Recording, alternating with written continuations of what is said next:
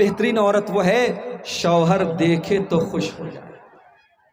ये जलसे में बन सवर के जा रही हैं, ये शादियों में मेकअप करके जा रही हैं, ये फंक्शंस में ये घूमने फिरने के लिए सज संवर के जा रही हैं, और शौहर के लिए कभी अपने आप को सजाया नहीं, कभी अपने आप को संवारा नहीं। अगर ऐसी औरतें ये शिकायत करती हैं कि मेरा शौहर मेरी तरफ ध्यान नहीं देता, मेरा शौहर मुझसे मोहब्बत नहीं करता, मेरे शौहर को मेरी परवाह नहीं है, तो ऐसी औरतों की शिकायत फजूल है। अल्लाह के नबी कह रहे हैं कि शादीशुदा औरत अपने शौहर के लिए मेकअप करे, अपने शौहर के लिए सजे और संवरे।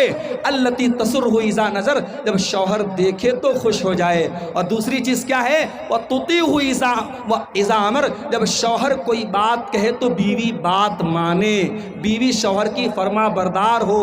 मेरी माएँ बहनें गौर से सुन लें, बाज़ औरतें ऐसी होती हैं हर जलसे में जाती हैं, हर तकरीर सुनती हैं, हर प्रोग्राम में जाती हैं, जुमा के खुतबे में जाती हैं, बड़ी नेक होती हैं, बड़ी दीनदार होती हैं, मगर शौहर की एक बात नहीं मानती, शौहर के साथ इज्जत से बात तक नहीं करती, शौहर को अपनी उंगली पर नचाने का काम करती हैं। ऐसी औरतें कान खोल करके सुन लें, एक शादीशुदा औरत जब तक अपने शौहर की बात न माने, उसकी इताअत न करे, उसको खुश न रखे, वो जन्नत में नहीं जा सकती है। अल्लाह के नबी ने फरमाया कि ये दूसरी निशानी है कि औरत अपने शौहर की बात माने। और तीसरी निशानी क्या है कि जब शौहर की के माल की और अपने इज्जत व आबरू की हिफाजत करे, कोई ऐसा काम न करे अपने बारे में जो शौहर को बुरा लगे, और शौहर के माल को बेतहाशा खर्च न करे। तो मेरे भाइयों, निकाह के मौके पर आप दीनदारी को तरजीह दीजिए। और मैं यहाँ ये भी बता देता हूँ आपको,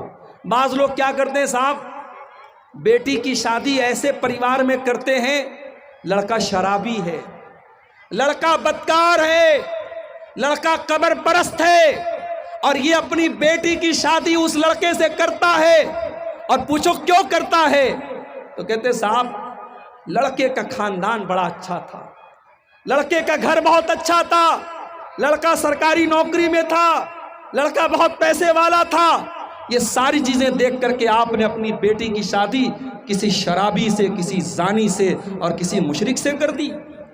मेरे भाइयों, एक बकरी का बच्चा भी हम पालते हैं और कभी उसे बेच देते हैं तो सोचते हैं कि इसको हमने बड़ी मोहब्बत से पाला है, ऐसे इंसान को बेचे, उस बकरी के बच्चे को के ऊपर जुल्म न करे।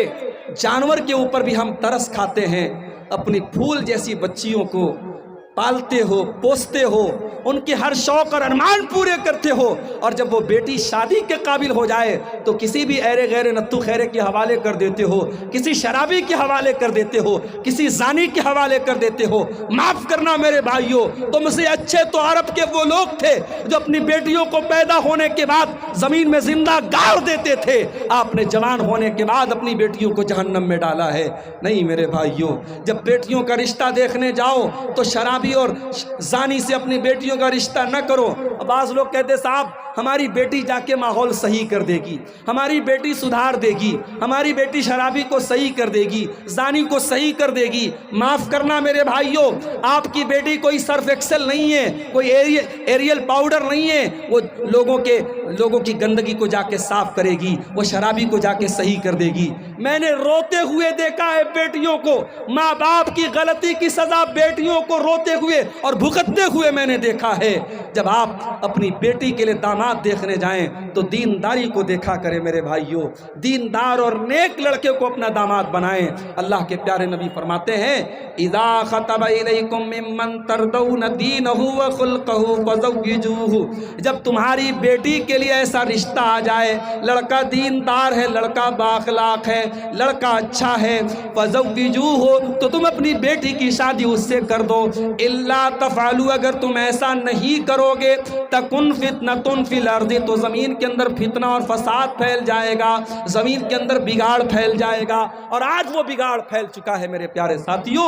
रिश्ते नाते में दीनदारी को तरजीह न देने की वजह से आज मामलात बेहद ख़राब हो रहे हैं, और निकाह को मुश्किल करने की वजह से ज़िना इतना आसान हो गया है कि होटलों के अंदर चंद रुपयों में आज ज़िनाकारी हो रही है, और आज निकाह करने के लिए लाखों रुपये खर्च करने पड़ते हैं। हमारी नौजवान नस्ल ज़िनाकारी की तरफ जा रही है। और जब जिना की बात आई है तो ये भी कान खोल करके सुन लो, सिर्फ जिना हराम नहीं है, जिना तक लेके जाने वाले चोर दरवाजे भी हराम है। जिना तक लेके जाने वाले चोर दरवाजे भी हराम है। घर में अगर देवर भाभी के बीच में पर्दा नहीं है, घर में अगर जीजा साली के बीच में पर्दा नहीं है, घर में अगर चाचा के लड़के, मामा के लड़के, खाला के लड़के से आपकी लड़की पर्दा नहीं करती है, तो ये भी आप अपने बच्चों को ज़िनाकारी की तरफ लेके जा रहे हैं। मेरे भाइयों, जिस तरीके से आप अपने मोहल्ले के और समाज के लड़कों से अपनी जवान बेटी को बचाते हैं, उसके खाला के लड़के, उसके मामू के लड़के, उसके चाचा के लड़के भी उसके लिए गैर महरम हैं और उनसे भी आपको बचाना है। आज अफसोस की बात है, मुसलमान के घर में महरम गैर महरम का कोई फ़र्क नहीं है। मोहल्ले के जवान लड़के आते हैं और आपकी बेटी उनसे कोई पर्दा नहीं करती, उनके साथ हंसी मजाक हो रहा है, बातचीत हो रही है। ये सारी चीज़ें घर को गंदगी की तरफ लेके जाती हैं, समाज को ज़िनाकारी की तरफ लेके जाती हैं। और यही नहीं, घरों के अंदर पहनावा कैसा है, आपकी बेटी कपड़ा कैसा पहनती है, आपकी बहन और आपकी बीवी कपड़ा कैसा पहनती है, ये भी बहुत मैटर करता है।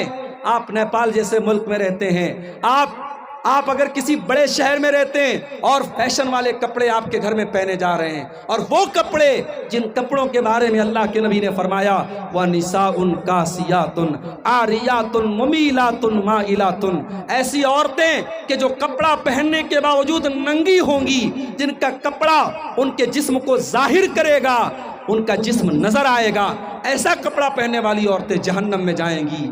माफ करना मेरे भाइयों, अगर ऐसा कपड़ा आपके घर में पहना जाता है, वो कपड़ा पहनने वाली लड़की बाद में गुनहगार होगी, उससे सवाल बाद में किया जाएगा। पहले बाप से सवाल होगा, उसने बेटी को ऐसा कपड़ा ला के कैसे दिया। पहले भाई से सवाल होगा, उसने बहन को ऐसा कपड़ा ला के कैसे दिया। पहले शौहर से सवाल होगा, उसने बीवी को ऐसा कपड़ा ला के क्यों दिया। मेरे भाइयों, अगर आज हमारी औरतों के अंदर बेहयाई आ रही है तो ये एक तरफा मामला नहीं है, हमारे मर्द हजरात भी बेगैरत हो रहे हैं। जब मर्द बेगैरत होता है तब औरत बेहया होती है।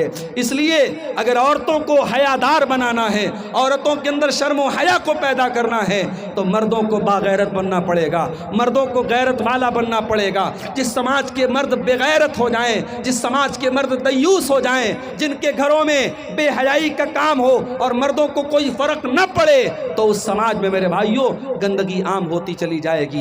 अल्लाह के प्यारे नबी फरमाते हैं कि 3 लोग ऐसे होंगे जिनकी तरफ अल्लाह ताला क़यामत के दिन ना तो देखेगा, ना बातचीत करेगा, ना पाक और साफ करेगा। उन 3 लोगों में कोई इंसान भी होगा, अद्दयूस अल्लज़ी युक़िर्रु फ़ी अहलिहिल ख़ुबुस, वो बेगैरत इंसान, वो दयूस इंसान, वो बेशरम इंसान जिसके घर में गलत काम हो रहा हो और उसको कोई फ़र्क ना पड़ता हो, उस बेगैरत से भी अल्लाह ताला क़यामत के दिन नाराज़ हो जाएगा। तो मेरे भाइयों, ज़िनाकारी और बदकारी से अगर अपने घरों को बचाना है तो हमें और आपको अपने अंदर गैरत पैदा करनी होगी और घर की औरतों को शर्म हया से आरास्ता करना पड़ेगा। और 2 चीज़ें और बयान करके बात ख़त्म करता हूँ, 10 मिनट का टाइम मेरे पास बचा है। एक और चीज़ हमें समाज के अंदर देखने को मिलती है। हमारे समाज में इस वक्त हम नेपाल में बैठे हुए हैं। कल मैं मौलाना जलालुद्दीन कासमी साहब के साथ मेरा प्रोग्राम नेपाल के लुम्बिनी में था। कासमी साहब कहने लगे, मौलाना जब सोनौली बॉर्डर हमने क्रॉस की है, दाहिनी तरफ भी शराब की दुकान है, बाएं तरफ भी, बॉर्डर के अंदर दाखिल होते ही शराब की दुकानें शुरू हो जाती हैं। शराब इस कदर आम है और ये शराब पीने वाला सिर्फ काफिर नहीं है, सिर्फ मुशरिक नहीं है, ये शराब पीने वाला मुसलमान भी है और बड़ी तादाद में मुसलमान नौजवान शराब पी रहा है। मेरे भाइयों, ये शराब की लानत, ये नशे की लानत आपके घर को बर्बाद कर रही है, आपकी रोजी रोटी को बर्बाद कर रही है। जब शराब पी करके नौजवान घर में आएगा, कितने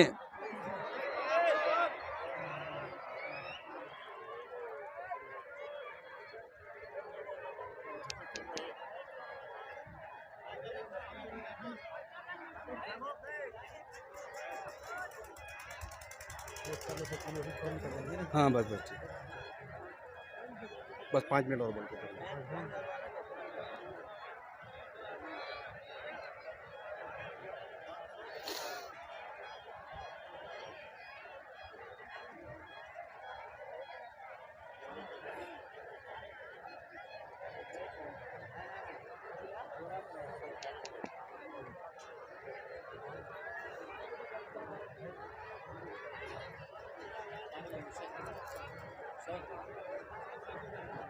नहीं नहीं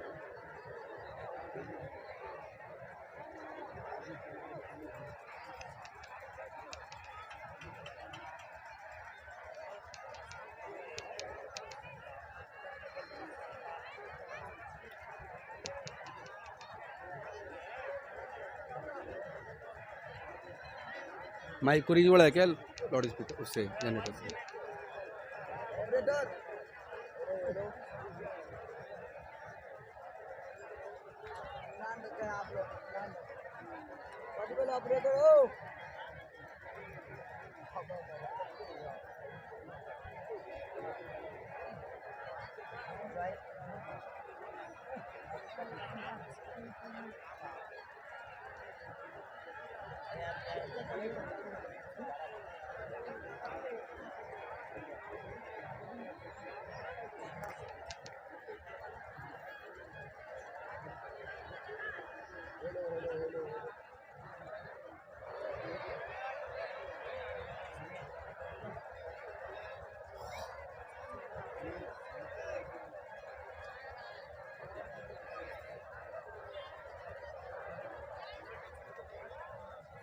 कहा था मैं पंखा लगाओ, आप वहाँ पर भी पंखा लगाओ मशीन के पास।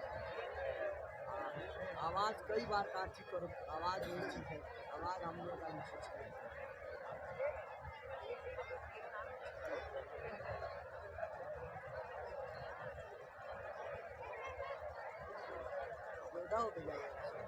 जी जी जी इंशाअल्लाह।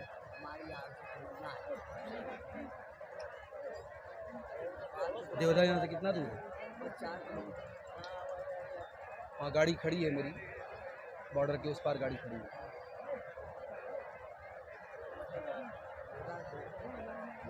60% देवदे के हमारे। अच्छा एक कस्बा दूसरी। हाँ। एक 3 पंचायत। क्या शायद खत्म कर दें, क्या करें? अल्हम्दुलिल्लाह। क्या मामला है? ये बद इंतजामी है ना। ये तो पता रहा होगा कि लाइट कट सकती है, तो उसका इंतजाम करके रखना चाहिए।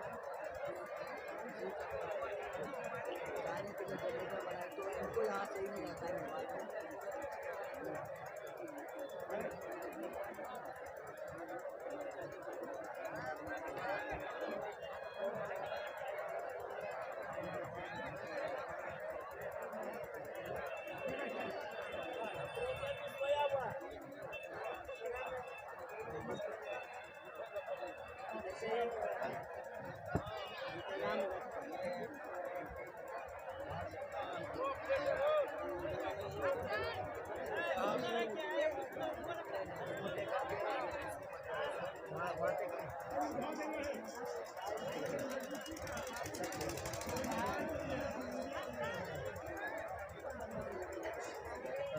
अच्छा बैठा ना, एक गोड़ा है बोली कहाँ थे, सब जानी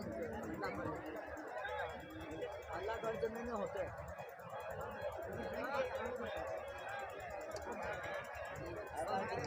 सब नहीं बोले